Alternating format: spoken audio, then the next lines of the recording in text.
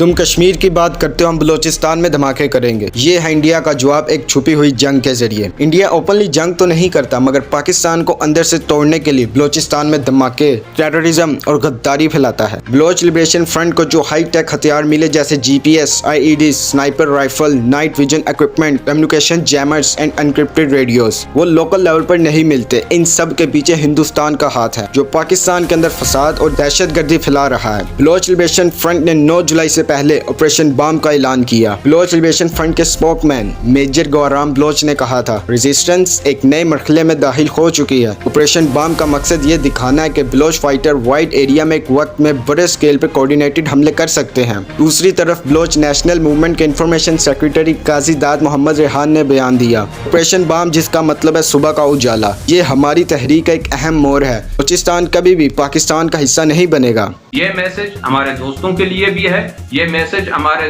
दुश्मनों के लिए भी है कि मित्रों, शत्रुओं, ये देखो कि बलूचिस्तान बलूचों का है, ये बलूचिस्तान पंजाब और पाकिस्तानियों का नहीं है।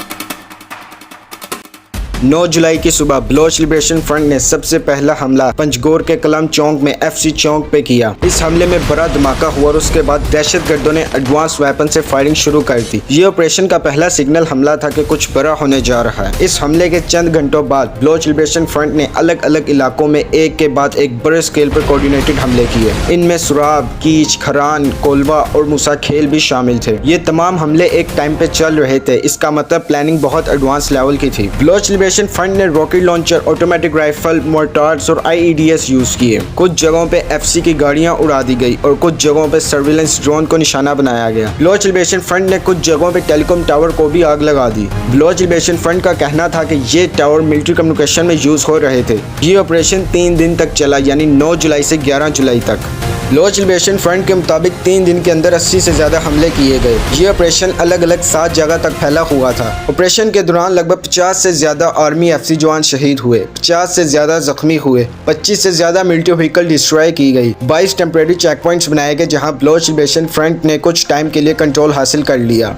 ये ऑपरेशन इतना कोऑर्डिनेटेड था कि पाकिस्तान आर्मी को कुछ वक्त तक समझ ही नहीं आया हो क्या रहा है। हर जगह एक टाइम पे हमले हो रहे थे। पाकिस्तान के CPAC और मिलिट्री सप्लाई लाइन को डायरेक्ट थ्रेट फेस हुआ। 11 जुलाई की शाम को बलोच लिबरेशन फ्रंट ने अपने स्पोक पर्सन मेजर गौराम बलोच के जरिए ये अनाउंस किया कि ऑपरेशन बम मुकम्मल हो गया और ये कैंपेन उनके लिए कामयाब रहा। इसे BLF ने नए मोड़ का आगाज कहा बलोच आर्म रेजिस्टेंस में। जरा सोचिए, एक पहाड़ों में रहने वाली गुरिल्ला ग्रुप के पास GPS fitted IED, automatic rifle और एडवांस वेपन कहाँ से आ रहे हैं? ये कोई छोटी बंदूकें या पुरानी AK-47 नहीं, ये मॉडर्न टैक्टिकल वेपन्स हैं। बलोच लिबरेशन फ्रंट का बहुत सारा इंफ्रास्ट्रक्चर ईरान बॉर्डर के करीब है, जैसे पंजगोर और कीच। ईरान में कुछ बलोच रेबल सेफ हेवंस होने की अफवाहें हैं। ईरान ने ऑफिशियली डिनाई किया, लेकिन पाकिस्तान के कुछ सिक्योरिटी एनालिस्ट कहते हैं कि वेपन्स का एक रूट ईरान के थ्रू हो सकता है। इसी तरह अफगानिस्तान से भी कुछ वेपन स्मगलिंग रिपोर्ट्स आई हैं पास्ट में। पाकिस्तान की गवर्नमेंट कई दफा कह चुकी है कि इंडिया रॉ के जरिए बलोचिस्तान ग्रुप को सपोर्ट करता है, स्पेशली बलोच लिबरेशन फ्रंट और बलोच लिबरेशन आर्मी को।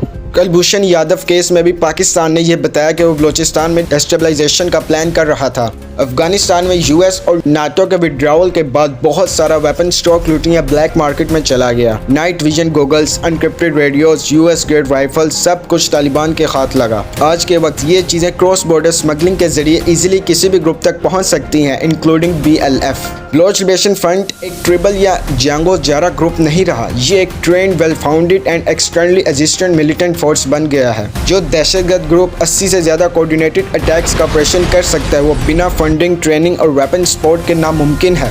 20 दिसंबर 2023 को कोयटा में जान अचकज़ई के जरिए की गई प्रेस कॉन्फ्रेंस में सरफराज अहमद बन गुलज़ई, जो कि एक banned militant group Baloch national army का कमांडर था, ने अपने 70 साथियों के साथ पाकिस्तान के सामने सरेंडर करने का ऐलान किया था।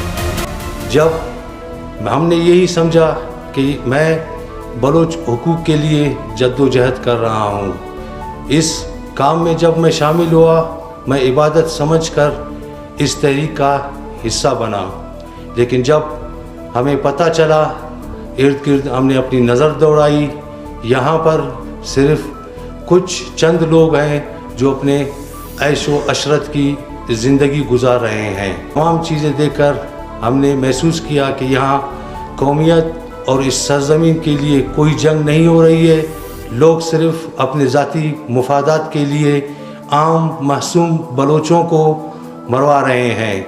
बलोचों का खून बलोचों के हाथों करवाया गया और अब भी जारी है। इस तमाम साजिशों में ख़ासकर इंडिया का हाथ है और इंडिया से पैसे लेकर वो यहाँ पर अपने ही बलोचों का खून बहा रहे हैं। अहमद बनगुलज़ई का कहना था कि मैं समझता था बलोच हकूक़ के लिए लड़ रहा हूं, लेकिन बाद में मुझे पता चला कि इंडियन ग्रुप को सीक्रेटली पैसा दे रहा है। बनगुलज़ई ने यह एक्सेप्ट किया कि इंडिया मुख्तलिफ ग्रुप को सपोर्ट और फंड करता था ताकि बलोचिस्तान को बेचैन किया जा सके, बेगुनाह लोगों को मारा जा सके। इंडिया के इनकार के बावजूद बनगुलज़ई जैसे लोगों के सरेंडर कुलभूषण यादव का केस और ग्राउंड इंटेल ये शो करता है कि कुछ ना कुछ इनडायरेक्ट या कोवर्ट इन्वॉल्वमेंट ज़रूर है। पाकिस्तान आर्मी ने मल्टीपल इंटेलिजेंस बेस्ड ऑपरेशन चलाए जहां 12 से ज्यादा बलोच लिबरेशन फ्रंट जैसे दहशतगर्द नेचुरलाइज किए गए, इंक्लूडिंग सीनियर कमांडर। हिंदुस्तान की यह पुरानी आदत रही है कि वो कभी सामने से हमला नहीं करता, हमेशा छुप कर दूसरे मुल्कों के अंदर फसाद फैलाकर और पीठ पे वार करता है। रॉ जैसे इदारों के जरिए बलोचिस्तान में आग लगाने की हर मुमकिन कोशिश की गई, लेकिन पाकिस्तान ने हर दफा मुंह तोड़ जवाब दिया।